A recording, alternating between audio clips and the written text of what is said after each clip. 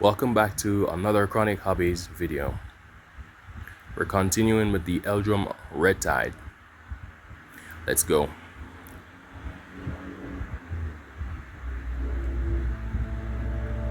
Let me know if you guys want me to read the text or you prefer to read it yourselves. I'll read it this time so I can get you guys feedback. You awaken from nightmares of blood and steel. There are people around you. They're talking, but you can't make out what they're saying. Listen. You hear the voice of an old man. He says, "Another soldier from the front line. Seems like a lost cause, if you ask me." A woman replies, "Gods no. Gods frown upon your pessimism. This one fought bravely, I'm sure it, and now we must do our part." Another man replies, "Yes, we must guide the hand of fate. Let us not waste any further time."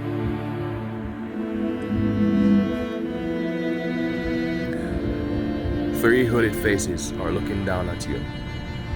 They are examining your many wounds. You feel cold and numb. A woman replies, "Don't strain yourself, young soldier. The war is over. You have done your part. Close your eyes and be quiet. Allow us to mend your wounds." Your body is exposed and drenched in blood. Two men and one woman are standing around your bed. They are wearing white robes. The monastic garb of Highland monks. There are many other wounded soldiers in the infirmary.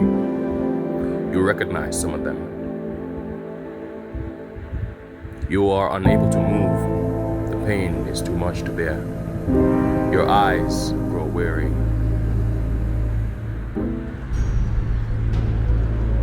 Your eyelids descend like playhouse curtains, leaving you with no choice but to face your painful memories of war. Burning towers reek of death. Flames illuminate the night sky. Red rivers rush down the stone-paved hills of a dying metropolis. You stand in the shadow of a crumbled runestone. Your brother is here. His claymore is buried in the corpse of a foreign soldier. There is no sign of imminent danger. Barnabas might be a few years younger than you, but he is no less formidable when it comes to swordsmanship. There are many notches on his blade.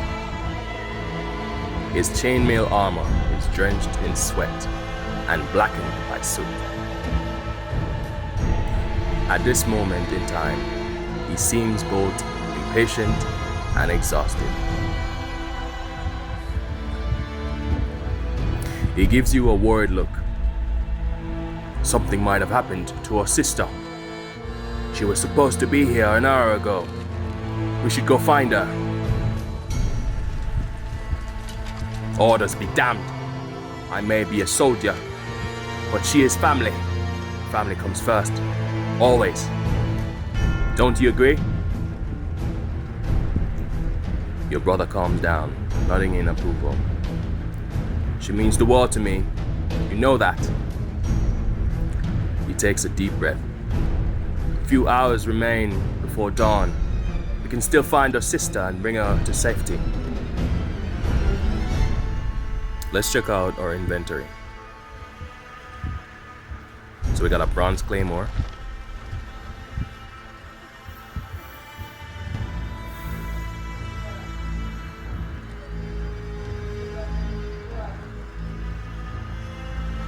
We got some food.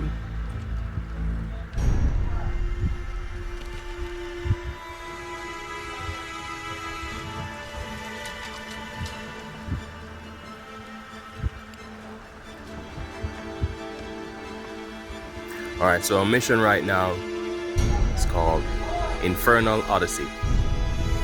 The great city of Robur is under siege.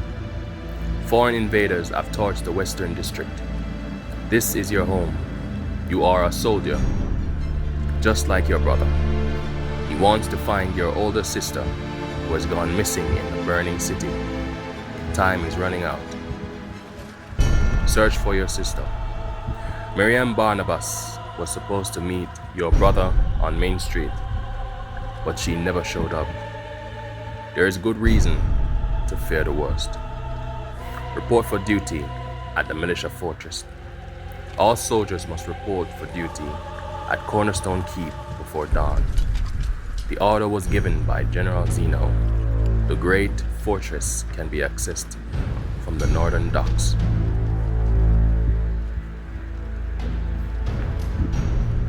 Okay, let's continue.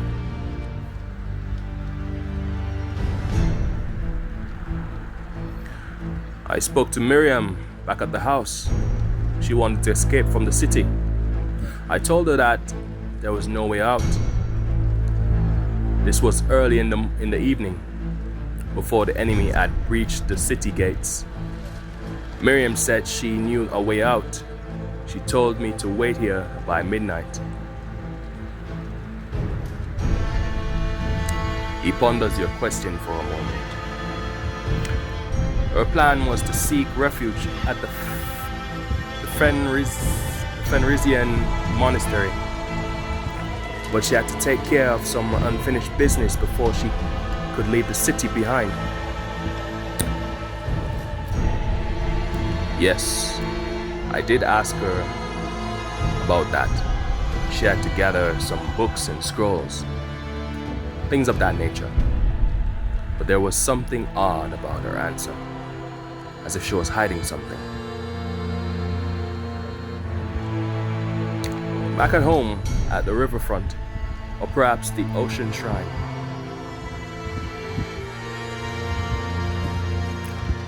True, but we have to try something.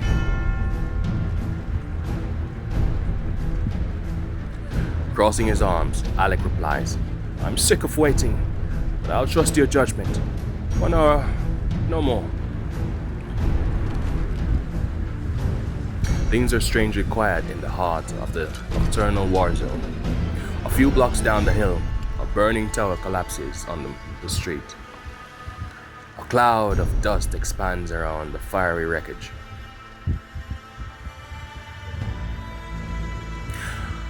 Things remain quiet for a while. Your brother grumbles to himself, pacing back and forth until the silence is broken by a sudden scream. Whoever it may be, the unseen woman is clearly suffering. Claymore in hand, your brother beckons. You came from the alley. Gasping for air, a militia soldier stumbles out from the alley, leaving a trail of blood on the street. She is unarmed. Golden braids descend below her winged helmet. Multiple arrows protrude from the back of her chainmail tunic. Foreign soldier soon emerges from the shadows behind her. A foreign archer stands on the rooftop with a burning arrow. He takes aim at the injured militia soldier on the street below. Okay guys, so for those of you that are interested in playing this game, there's a reason why I'm choosing this route, and I'll tell you the reason later on. So, okay, I'll tell you now. So, in order to get a free perk, let's start from the beginning. So this game, you can level up your character and you get to, let's go in the character menu, let me show you.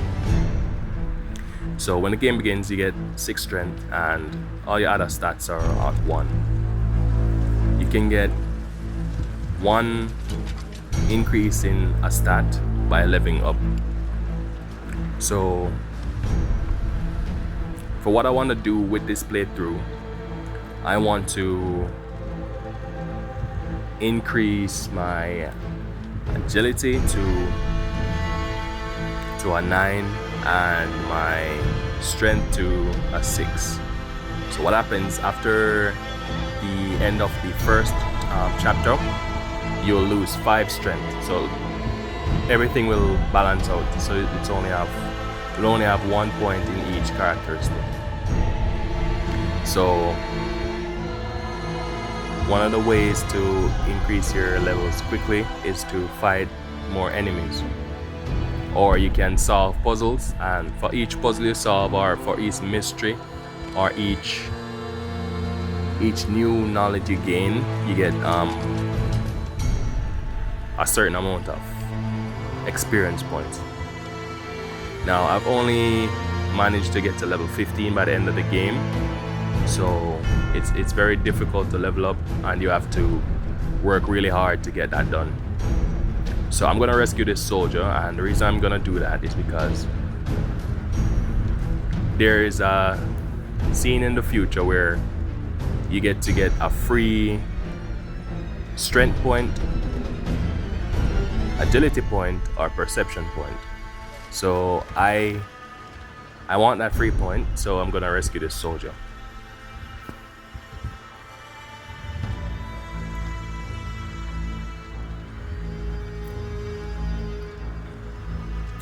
Okay, so to rescue that soldier, what you need to do is throw yourself in front of the injured militia soldier. If you choose shout a warning at the injured militia soldier, she's gonna get hit and die. So you need to actually do that. You're gonna lose 10 points of health.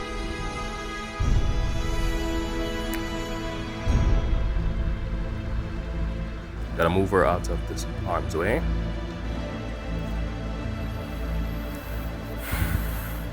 Okay, the soldier with the winged helmet barely weighs anything, despite the chainmail tunic. As you hold her or body in your arms, another burning arrow hits you in the left shoulder. You drop the bleeding soldier behind a pile of rubble in the alley across the street. We got the option of take cover behind the rubble or return to the battleground. I'm gonna return to the battlegrounds. As I said before, the more combat situations you get into, the more chances you get to increase your level, to gain experience, so you can increase your level quickly. And also every enemy you defeat, you get to loot their body. Well, not every enemy, but most of the enemies in this game you get to loot their body. So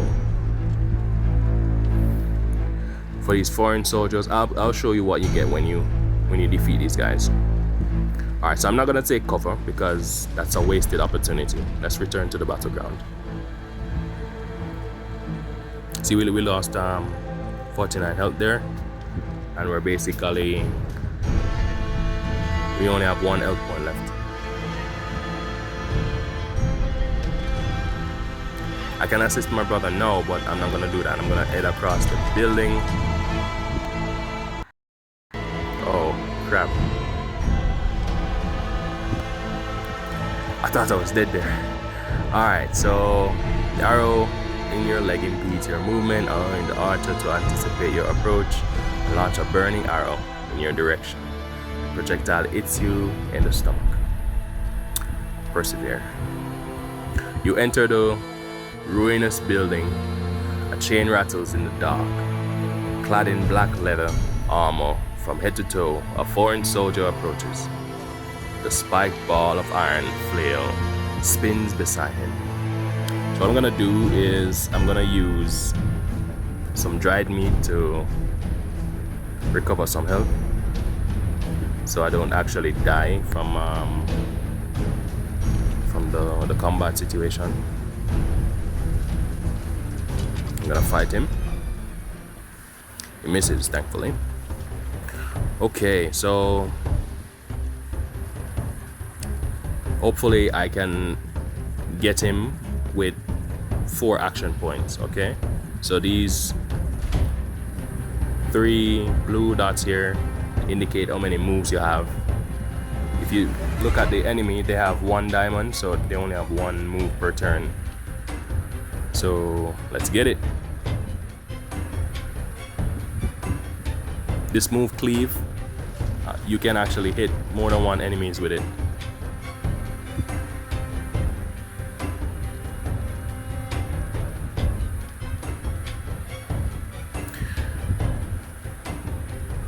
It tends to do more weapon damage, so. And there you go, we got him in one turn. And see, we got a silver coin. Each silver coin is worth 1 gold coin, so it's good to get those. You disembowel the foreign soldier, who spills his entrails on the floor with astonishment. Find your way to the top. Charred bones crackle on the foot as you rise to the apex of this hollow structure. The collapsed ceiling provides access to the rooftop, where the foreign archer stands near the ledge with his back turned against you. Oblivious to your presence, he takes aim with a burning arrow. So I can shove him here, but I'm gonna tap him on the shoulder because I want to fight him. I don't want to lose any loot or experience by cheaply getting rid of enemies. Startled, he launches a burning arrow to no place in particular.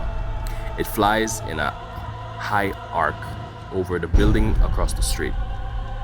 White as a ghost, the archer turns around to face you, reaching for the dagger on his belt. So he moves back, and you can move forward or back. You can move back to create distance, move forward to close the distance. And of course, no fanciness, and he's dead. 10 experience points and a silver coin. Alright, so here you can look around to see. Alright, I'll let you see what your claymore descends like the blade of a guillotine and splits his body from left shoulder to crotch. Bone fragment and guts rain down on the street below. Blood and entrails are smeared across the street.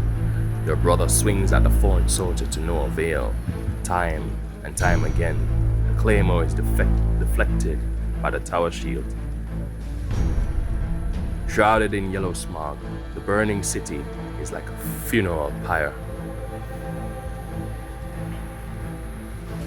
Alec Barnabas is locked in battle with the heavily armed foreign soldier, who remains unarmed behind his red tower shield, deflecting the claymore with ease. And your brother has no trouble avoiding the sluggish orbit of the spike club.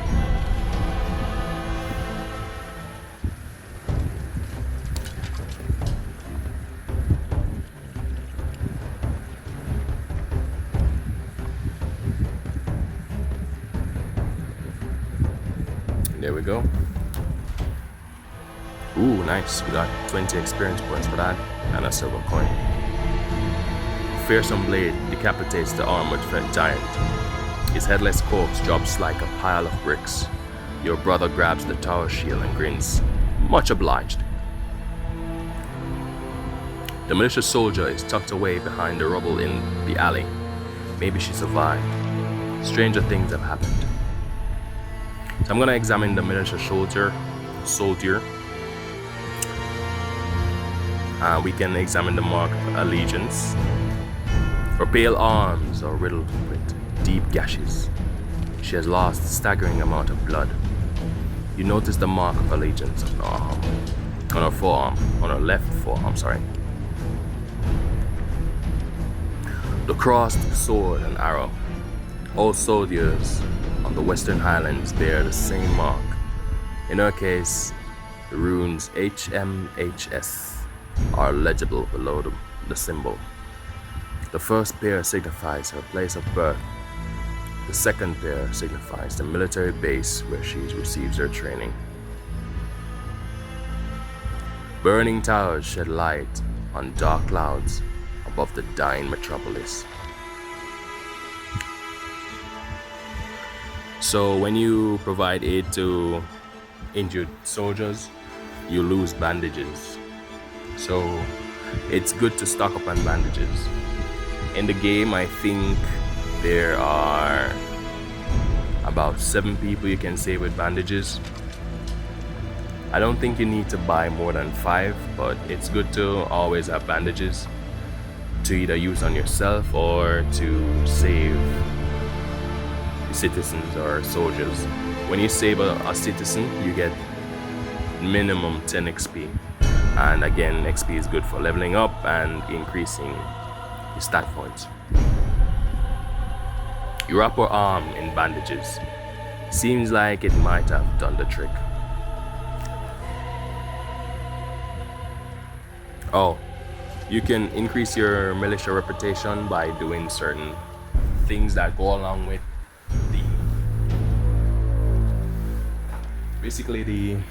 the code of the militia. That helps with, well, I'll get into that later.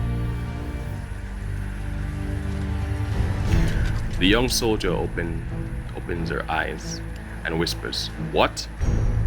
Well, what happened?" She clears her throat and struggles to get back on her feet. Despite her injuries, the soldier stands up in front of you. She says, "You saved my life. Thank you." Glad to be of service, ma'am. She adjusts her winged helmet and steps closer. Let me get a good look at your face.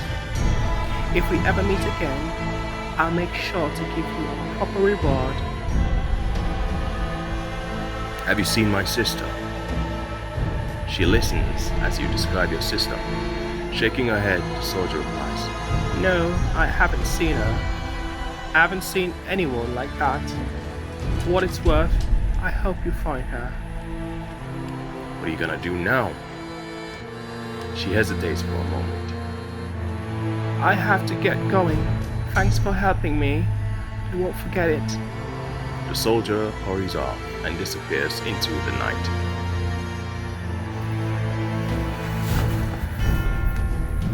Your brother catches up with you. So what's the plan? We're going to find our sister. About time. He grabs his claymore. Lead the way, brother. I'll be right behind you. Consider your options. Now then. You know the Western District like the back of your hand. Dead or alive, your sister can be found somewhere in this burning war zone. Question is, where will you start looking? Okay, so you can head to the North Cone Junction. If you head to the North Cone Junction, you're gonna run into a military buddy. He's fleeing from the war zone. I haven't fleshed out that part of the game. Maybe I'll address that in another playthrough. If you head east to the riverfront, I'm gonna do that, and I'm gonna explain later. You can head to the city gates, you can head south to the slums, or you can go to the Ocean Shrine. Now over at the Ocean Shrine, there's a treasure, there are a few treasure pieces you can collect over there, so I'd recommend that if you're a completionist, but I'm gonna head to the slums first. Foreign soldiers have torched the ramshackle towers in the slums of Lowgate. The narrow streets are flooded with civilians who are running for their lives. You recognize none of them. One poor soul is trampled by the rushing stampede. He lies mangled on the street as a foreign soldier moves in for the kill. Alright, so you need to save this guy, so attacks foreign soldier.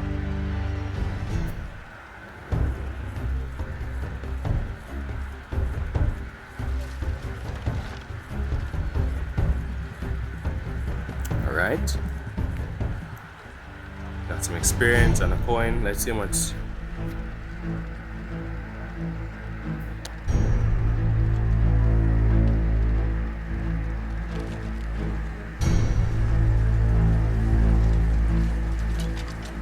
Meh.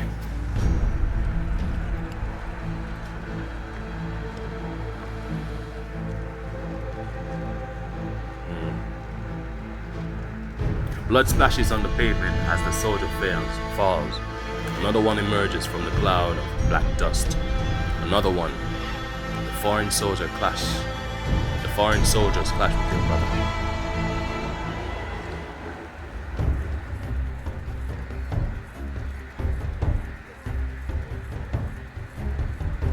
And there we go, easy peasy, lemon squeezy. You strike down the foreign soldier. The wound is fatal. He dies in agony, howling, curses in a foreign tongue. Now the odds are more even. The older soldier is easily dispatched. Breathing heavily, Alex says, "Let's go." So you want to check on the trampled civilian? The man is still alive, but his legs are broken. He groans in agony. "Please, get me out of here."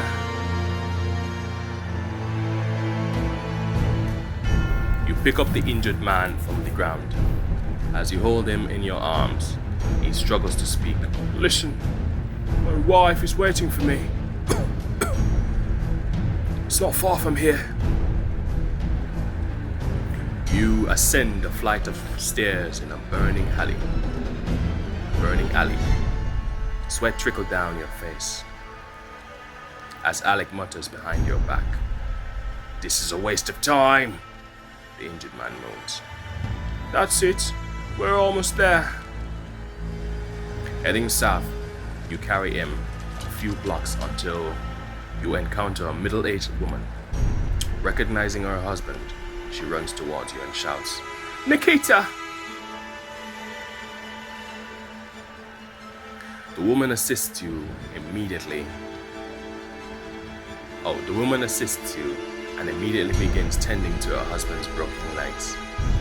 He says, "Wait, before you go." "Yes?" "They called me Crooked Nikita, and I'm most grateful. Your kindness will not be forgotten.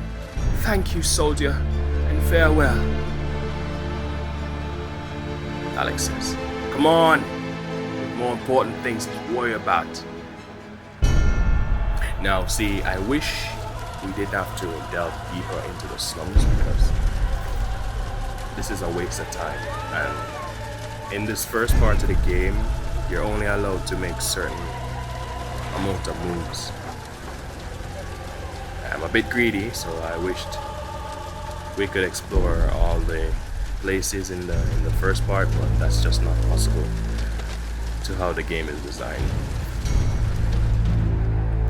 So the next thing we're gonna do is we're going to go to your home at the riverfront.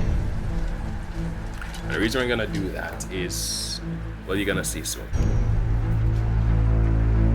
You head east towards the river. The familiar blocks are dark and quiet, as the buildings have not yet been devoured by the firestorm of war. As you get closer to your old neighborhood, Alec whispers in your ear, "Wait, do you hear that?"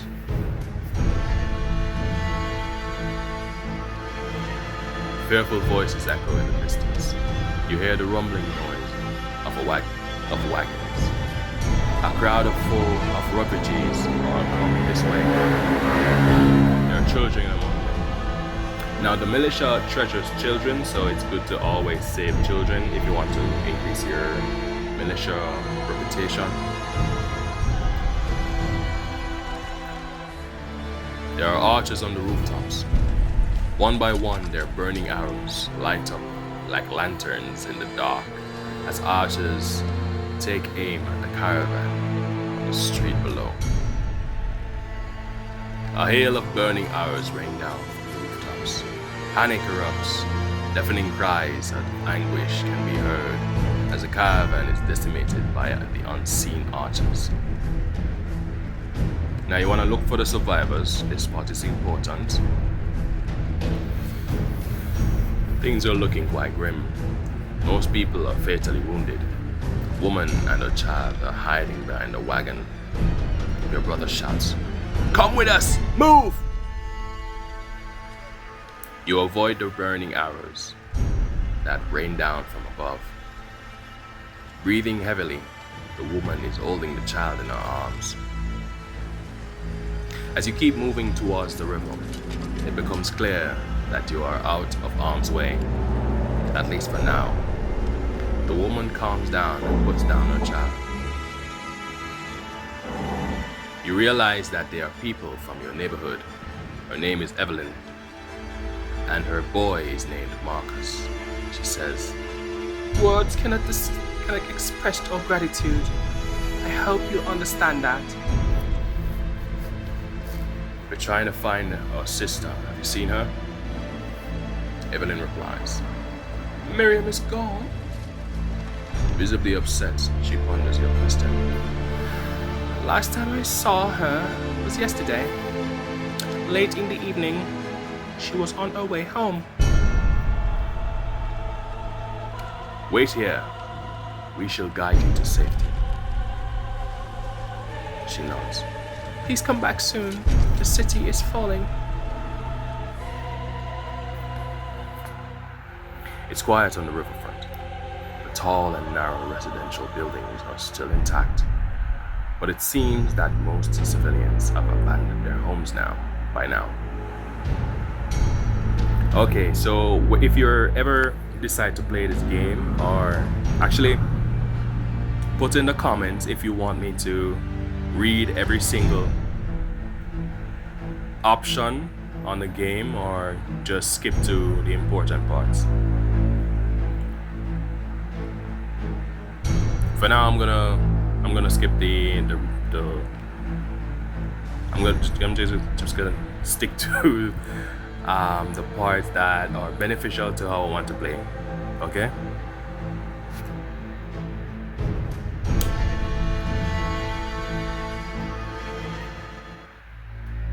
The front door has been left ajar. Flickering lights emanate from an open window on the second floor.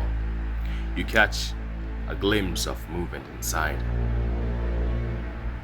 Known as the Barnabas residence, the timber frame house is 3 stories high, with 2 windows on each floor. You notice that a coil of rope has been placed on the windowsill on the second floor. The rest of the window shutters are closed. Seems like we have visitors. Illuminated by the central fire pit, the kitchen on the ground floor is a mess. You hear noise and muffled voices from upstairs. Chairs have been overturned. Plates and goblets are scattered on the floor. The hatch to the food cellar is open. Alright, so right now you need to talk to your brother before the option disappears. He whispers, "Don't like this at all. Might walk into an ambush." So it's important to tell your brother to stand guard outside, and you'll see why in a few seconds. Alec nods and exits the building. It sounds like more than one person is up there. It's empty. The creaking staircase betrays your movement. Someone's coming! Once you reach the second floor, you are faced with a pair of young scavengers. They glare at you with bulbous eyes. Both men are dressed in dirty rags layered underneath ill-fitting dark overcoats. The long sleeve partly conceal the iron shifts in their clutches. So either option doesn't really matter. It's gonna be the same thing. But if I entered my house and I saw some strangers had a claymore in my hand, I don't know how I would react, but let's say I'm civil. I'll talk to them. Realizing what they're up against, one of them shouts, "Militia!" Bags of loot are quickly thrown out on the street, and the scavengers exit the same way. Using a rope to climb down from the window, the efficiency of this routine is mesmerizing to behold. Their contingency plan did not account for the presence of Alec Barnabas. Skewered on his claymore, they vomit blood in the face of death, collapsing under the combined weight of their dying bodies. Your brother is unable to contain his laughter, which echoes far and wide across the riverfront. You don't have to tell him good job, but he did what I wanted him to do, so good luck, Alec. Good job, Alec. Still buried below a mound of leaking flesh on the walkway, Alec shouts, "By the great wolf! Did you see that? Stuff of legends, no less." Candlelight flickers in the night breeze, dripping wax on the nightstand. Various trinkets and moth-riddled garments are piled on the floor. Free rope. You entangled the knot on the rope that was tied to the bedpost near the window. For many years, this was the children's room. Miriam occupied the middle part, a buffer zone between quarreling brothers. She claimed the third floor after the death of your father. No place like home. It's been a while since you slept in your bed. Unlike your brother, you came to prefer the barracks of Cornerstone Keep, your home away from home. Among the wooden toys and children's clothes is your proof of citizenship, official documentation of your status as a Highland commoner. This old parchment might prove useful as the harsh fate of exile grows unlikely. Free torch? You find a torch, never known when you might need it. You walk up the stairs to the third floor. Miriam's dwelling is cluttered with bookshelves. A few candles are burning on her desk, which stands on the other side of the room. You step on something made of glass. You can feel it. You can feel how it breaks on the foot. It's a small vial. You pick up the broken glass vial from the floor. Shards reek of opium. You hear someone breathing in the darkness. Whoever it may be, it sounds like this person is submerged in a deep slumber. A man of short stature lies unconscious in your sister's bed, out of order. He is curled up in the fatal position, with his back turned against you. Much like other intruders, his rags are covered by a sizable ill-fitting black overcoat. You poke him until he slowly turns over, mumbling incoherently. His face is pale and round, like a full moon. Drowsy and confused, he looks at you with fearful eyes. Oh no! Oh yes. The little moon-faced man tumbles over to the other side of the bed and tries to escape. Looking over his shoulder as he runs towards the staircase, the intruder shouts, "Militia scum! You'll never get me!" Now you can stab him in the back. You'll get experience, I think, and whatever loot is on him. But if you try and catch him, quick on his feet, the strange man slips away from your grasp. Fortunately, your brother appears in the doorway, blocking the intruder's escape route. Grinning, Alex says, "What do we have here?" "End of the road. Better start talking." Raising his empty hands, the man turns around and glares at you. "Talk about what? Who are you?" He does not reply. Alex says, "I can answer that for you. This is Lorne. He's a gang leader from the slums. We know each other quite well, don't we?" Lorne replies, "Shut up!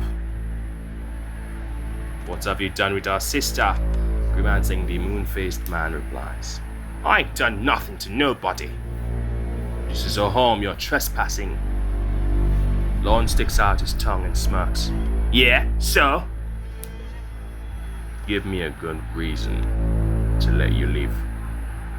Eyes darting back and forth, Lorne replies, Promise to let me go, unharmed, and I'll tell you what I know. You can kill him, but don't do that. You have my word.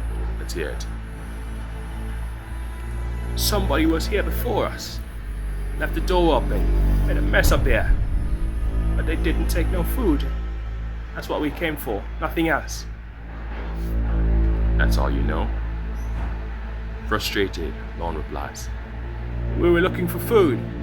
Other houses were picked clean. I don't know nothing about your no sister. Now let me go. You can ask your brother for advice. He shrugs. You gave him your word, but I honestly don't care if he lives or dies. I'm telling you guys, let him go. And the reason why, alright, so you want to let him go because further in the game, the next chapter, it determines how much treasure you get from that specific part. So I want the most treasure possible, so that's why I'm gonna let him go. Now, if you're a completionist, you're gonna want to kill him in one of your playthroughs so you can get a different treasure from where you'll find him next. So, yeah. Lorne smirks. Man of your word. I'll remember that. Good night, soldiers. Your brother steps aside. The moon-faced scavenger, the oversized coat, hurries down the stairs. You don't have to say anything to him. Miriam's dwelling is cluttered and disorganized, even more so than usual. A few candles are burning on her desk. We should take a look around. Might be something that will point us in the right direction. Don't get your hopes up.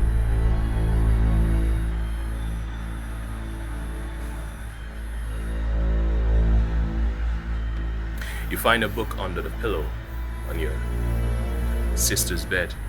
It seems to be some kind of journal.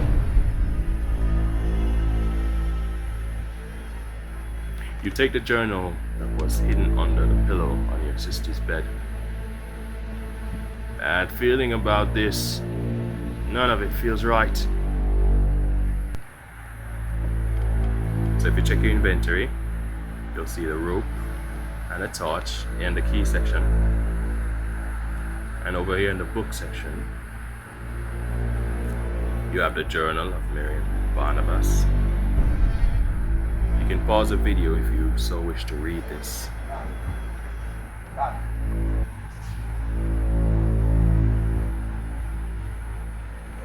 Again, if you want to read this, you can pause the video and take your time to read it. Also, put in the comment section if you want me to read all the books that we find, books and scrolls and such.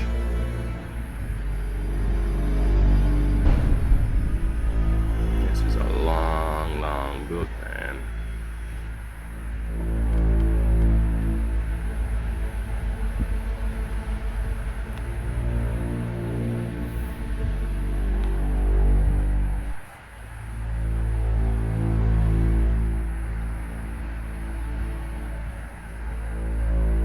Oh yes, it's important to actually read the books, or when you read the books, it updates the quest log and moves the story along. Miriam was not at home. The books were missing from her bedchamber. Your sister would never travel far without her beloved literature. But a proof of citizenry had been left behind. It seems odd that she would embark on a journey without such an important document.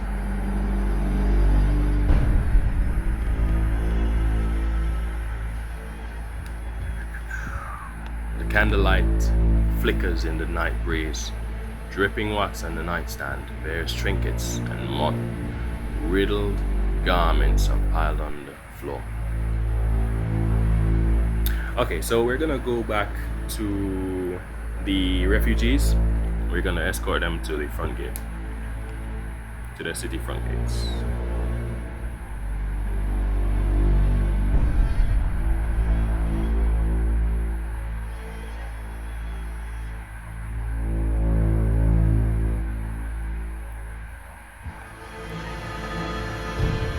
Here we go, escort the refugees to the city gates.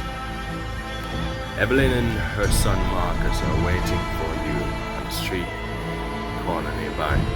Her eyes light up, she says. Are we leaving now? Indeed we are. Alex says, listen up. Safest bet might be the ruins of the southern riverfront. Expect the worst. Pay attention. Move in silence. And stay close. I'll watch the rear. That's all. Sounds like a plan.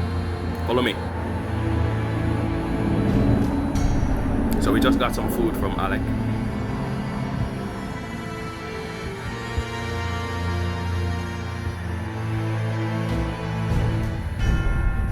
We're not gonna look over our shoulders because Alec is back there. Why the hell would we do that? Most buildings were smashed by catapults during the first day of the siege. Countless boulders and burning arrows flew over the palisades until there was nothing left but the nebulous maze of ash and rubble. So far, there's no sign of life here. Concealed by the veil of night, you wander the ruins until you reach a fork in the road. Illuminated by a campfire, a couple of foreign soldiers are standing on the street to your left. The other street is shrouded in darkness. Now, because I'm such a experienced seeking person, I've never actually tried to sneak away. There's no need to ask the brother for advice. He's just gonna tell you to decide what you want to do. So I'm gonna approach the soldiers because I like XP and free stuff. So here we go. You have been spotted. A heavily armed soldier points at you, shouting in foreign tongue. Acto! You know what that sounds like? That sounds like that Haktu girl. They grab their shields and hammers. Attack! These guys are pretty clumsy because how could you just miss me like that?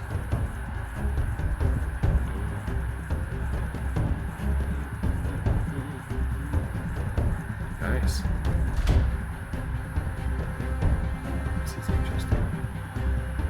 Alright, so it seems I need to take on an aggressive stance so I can actually hit these guys, because look at that. And you can switch between targets most of the time in this game. Some of the times they're not gonna allow you to do that, and I hate that mechanism where, I don't know, for whatever reason, it doesn't allow you to switch targets, but when it does, okay, see, we left them. We're gonna put the point into charisma. Charisma is important for negotiation purposes and to lower the buying price of things you need to buy, and it raises the selling price when you need to sell things. So charisma is pretty important. There's some gear later on in the game that allows you to increase your charisma by 6 points if you put them all together, which is pretty neat, but at the cost of like other things. But you don't really need charisma all the time, so it's not recommended that you raise your charisma points. It's basically a waste. But you do need at least 3 charisma points to get all of the conversation perks in the first and second chapter of the game. So I raised charisma first.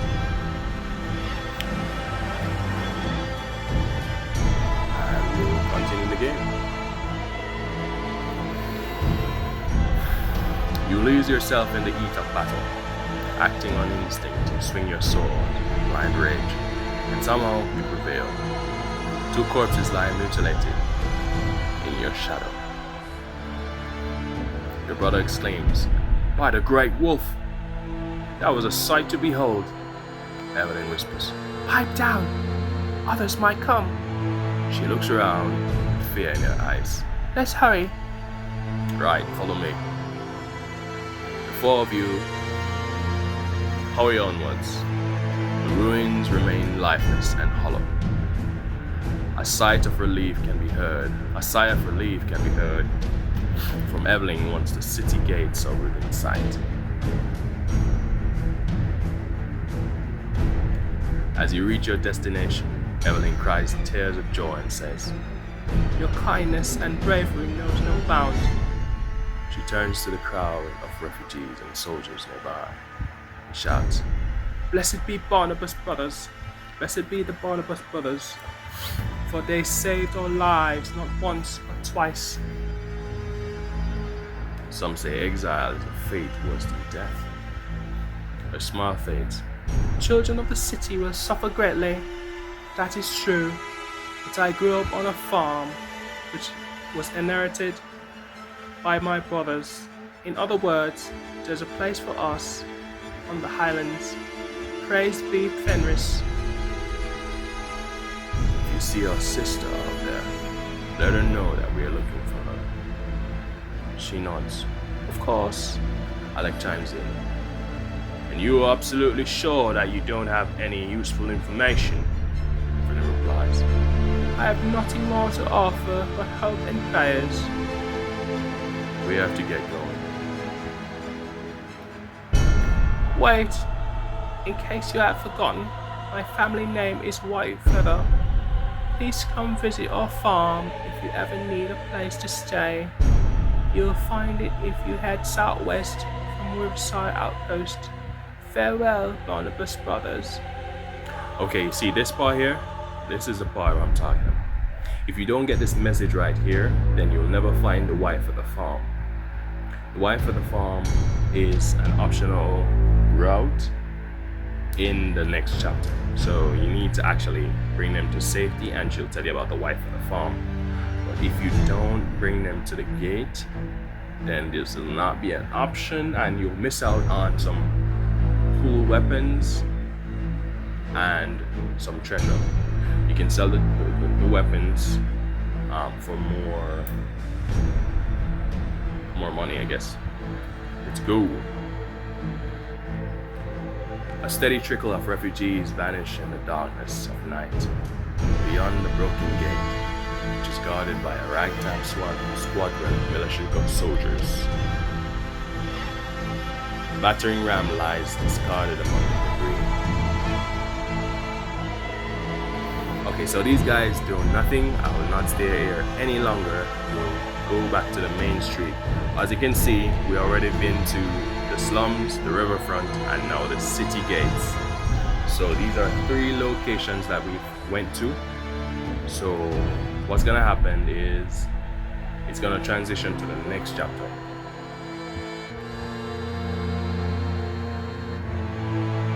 Dressed in rags, a young woman with brown hair stands near the burning rubble of a fallen building. She's crying. Refugees pass her by on their way down to the sloping street. They pay no heed to her suffering. I think that should be heed. They pay no heed to her suffering. I will not approach the woman because this woman is a pickpocket. Alec decides to approach her. Why are you crying? She replies. Oh, it's terrible. My whole family was burned alive, and now I have no home. All that is left is my life, poverty and hardship in exile. If only someone could help us. Hurry up, Alec. Clearly moved by her plight, Alec takes out a few coins from his pouch. There's nothing worse than the tears of a beautiful woman. She rewards his generosity with a warm embrace. May the gods bless your kind soul. Always at a weak spot for the ladies, huh? Alec walks up to you with a smile on his face. Guilty as charged. The smile is quickly replaced by bewilderment as he stops dead in his tracks. What's the matter? Bitch stole my money. He looks around. The young woman is nowhere to be seen. Laugh at his ass. He shrugs. Easy come, easy go. Shall we track her down and teach her a lesson? Nah, not worth it. If I see her around, sure. But fate will teach her a lesson sooner or later, one way or another. That's just how it goes. You have yourself to blame. Let's go. Red rivers run down the hills. Red rivers run down the hill on Main Street. One building collapses after another. Shadows play around the ruined stone, which reminds you of your sister's absence. Okay, so after you left Riverfront, what you want to do is go to Ocean Shrine where you'll get the treasures. However, you hear the fluttering of wings, Alex says, and so begins the song of rooks, the bird of carrion darkness. The birds of carrion darken the skies over the dying metropolis, clamoring for the eyes of the fallen. Soon, the rooks will descend on the mass grave which you were born. The psalm of petrification is harmonized by 1,000 beaks. From out of nowhere, you are paralyzed by overwhelming pain as blades of cold steel wreak havoc on your guts from within.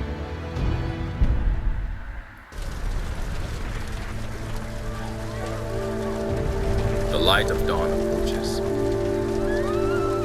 9 burning orbs in the black void, sun rays like javelin piercing your eyes, blinded, burned to ash in the city of eternal flames. Elsewhere, voices above darkness. Okay guys, so this is the end of the first part of chapter 1. We're almost at an hour of recording, so I will stop here. Please like the video if you want to see more. It's really appreciated, and please subscribe. And this has been Eldrum Red Tide, and you are watching Chronic Hobbies. Thank you.